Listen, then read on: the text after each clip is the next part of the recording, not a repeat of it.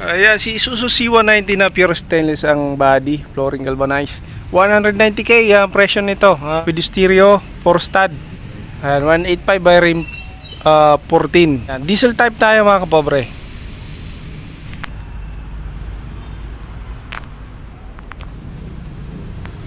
Top Gun ang kanyang design na sticker. Purong stainless to. Haba to, double cab.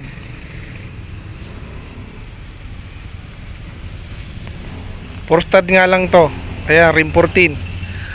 Ang sukat ng gulong ay 185 by rim 14.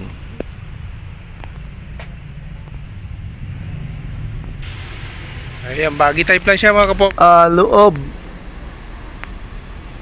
Ayun, dashboard niya. At meron siyang handbrake.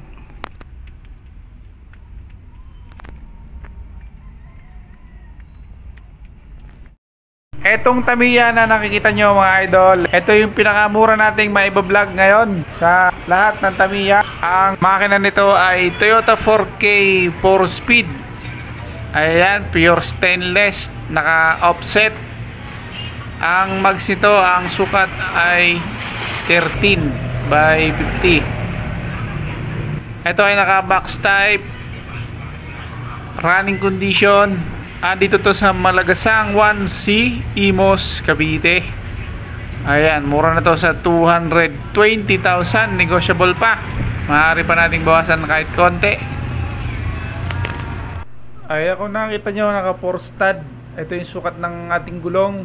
Ayan yung mga pangilalim natin, pinturado. Ayan, meron siyang stabilizer. Ito naman yung itsura sa harapan at yung bumper. Ito yung makina nito at yung battery nito kinuha lang, pinalit sa isang owner para patakbuhin yung isa. Pero running condition po ito. Ayan ang ating radiator, mayroon takip at cover na rin ng bull bar. So ito naman ang itsura sa likod, sa gilid.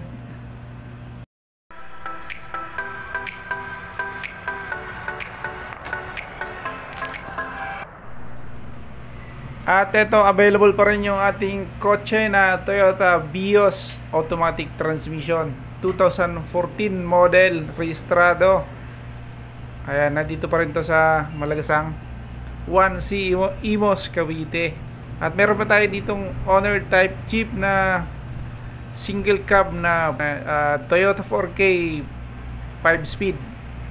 Ayan, ang negotiable price ng ating owner type Jeep na pure stainless body ay 175,000 pesos.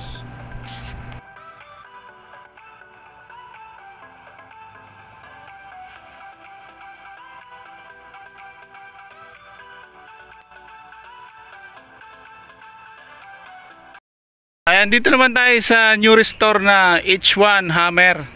Bagong mga gulong nito, bagong aircon, bagong mga bull bar na nilagay. Yung year ba, bago ba? Lahat, alas bago lahat, pati mga ilaw na nilagay. Ito pala ay bulletproof. Ang presyo nito ay 1.5 M. Ang makina nito, Toyota 2C. Kaya silipin natin yung makina, pati yung interior.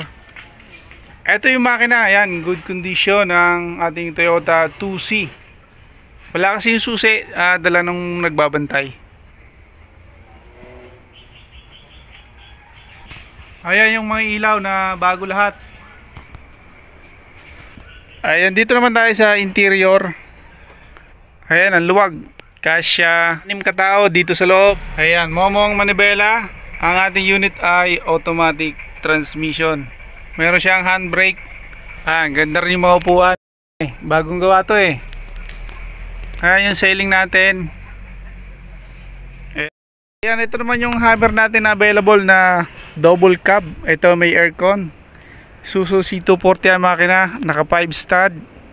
Ayan, stepboard dito, ayan o, haba, stainless na. Nilalagay yan para iwas vibrate yung makina natin.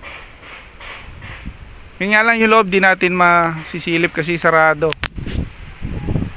Ang negotiable price ito ay 500,000. Ayan naman yung kanyang kargahan sa likod. Ayan, maluwag pala to, haba nito.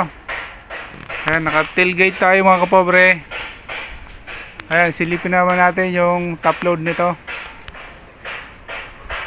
Ay, haba pala ng kargahan nito sa taas.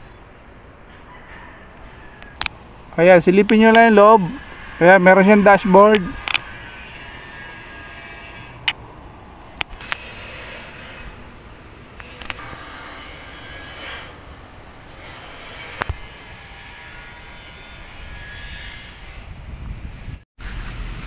Ito ay single cab na mahaba, pwedeng gawing double cab to. Pwedeng gawing double cab to. Pero malawak yung kargahan niya sa likod, Mazda RF. Ito ay naka 4-stud Bigfoot.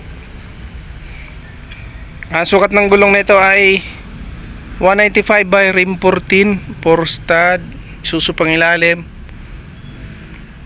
Ayan ang itsura. Ayan, box type na pala to.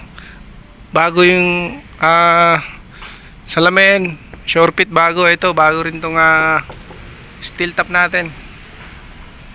Maluwag ang loob, merong handbrake, may dashboard, may maayos na manibela, mga upuan natin adjustable. So sa likod, ito yung itsura sa likod. Ayan, yung mga bull bar natin ang laki. So pure stainless po ito. Ayan yung gulong, tsaka yung chassis natin.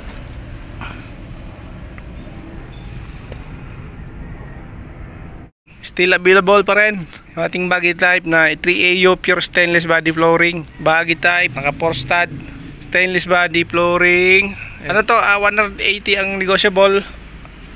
Pero sabi ni bossing, 160 na lang daw binibigay ito. Kasi dalawa presyo nakalagay. Ayun, 160.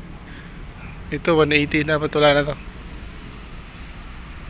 Ayan, body type. Ito Mazda. Ito ay single cab na mahaba, pwedeng gawing double cab to.